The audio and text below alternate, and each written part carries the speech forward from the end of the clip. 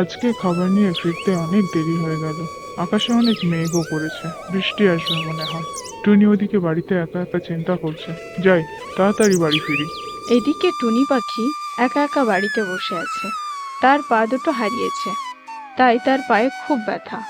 এই জন্য সে আজ খাবার সংগ্রহ করতে যেতে পারেনি। টুনা পাখিটি খাবার সংগ্রহ করে বাড়ি ফিরে তার টুনি পাখিটিকে বলল, আজকে ফিরতে অনেক দেরি হয়ে গেল। আকাশে অনেক মেঘও করেছে, মনে হয় বৃষ্টি নামবে। তুমি কেমন আছো? তোমার পা ঠিক আছে তো? হ্যাঁ, আমি ভালো আছি।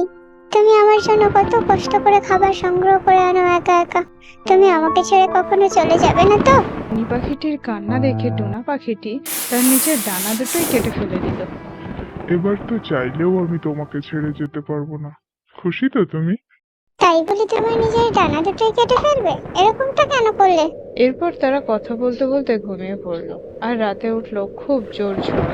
টুনি, শিগগিরই তুমি কোনো নিরাপদ জায়গায় চলে যাও। আমার কথা চিন্তা করো না, আমাদের ঘরটা মনে হয় ভেঙে পড়তে চলেছে।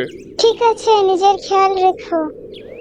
এই বলে টুনি পাখিটি উড়ে চলে গেল কোনো নিরাপদ জায়গায়, টুনা পাখিটিকে এভাবে রেখে।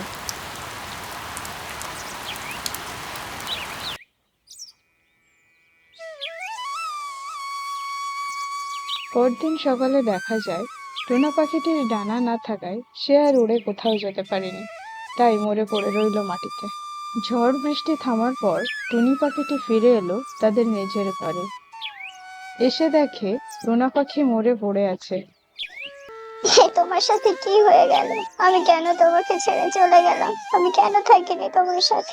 এরপর টুনি পাখিটি একটা কাগজ দেখতে পায় এবং তাতে লেখা ছিল, তুমি যদি একবার বলতে আমি তোমাকে ছেড়ে যাব না, তাহলে আমি ঝড় তুফানকে উপেক্ষা করে বেঁচে থাকতাম, শুধু তোমার জন্য। ভালো থেকো টুনি।